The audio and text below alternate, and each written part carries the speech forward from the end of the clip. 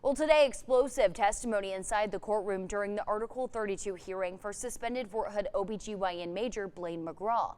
Military prosecutors accused McGraw of secretly recording patients, making sexual comments during exams, and abusing his position of trust with dozens of women over several years.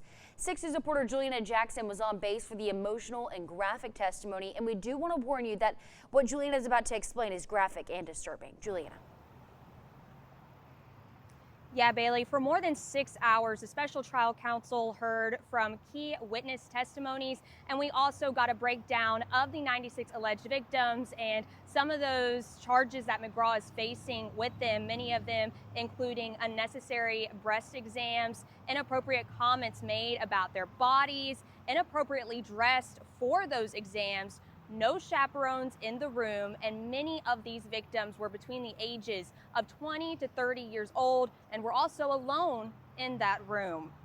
The government argued McGraw recorded more than 36 alleged victims at Fort Hood, with one woman allegedly filmed 15 times off post inside her own shower over a 3-month period. Investigators testified McGraw admitted to making recordings and told CID he developed, quote, voyeuristic tendencies after a deployment to Syria and that he fell into a dark place.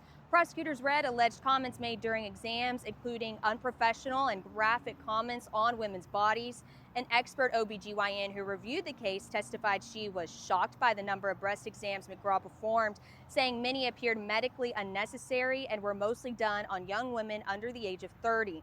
The expert also testified many patients were left uncovered during exams, some without chaperones, and said McGraw appeared to, quote, fish for reasons to perform these exams regardless of the patient's complaints. Investigators say they also found evidence McGraw moved images to Google Drive storage and emailed certain images to himself.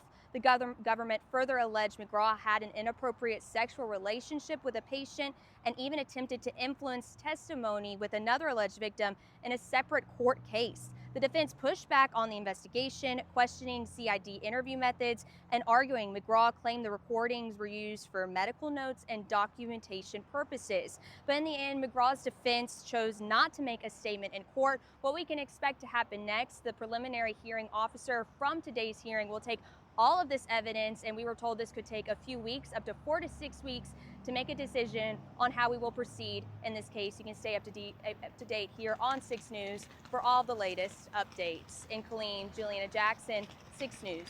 Yeah, very graphic details, Juliana. We appreciate your reporting.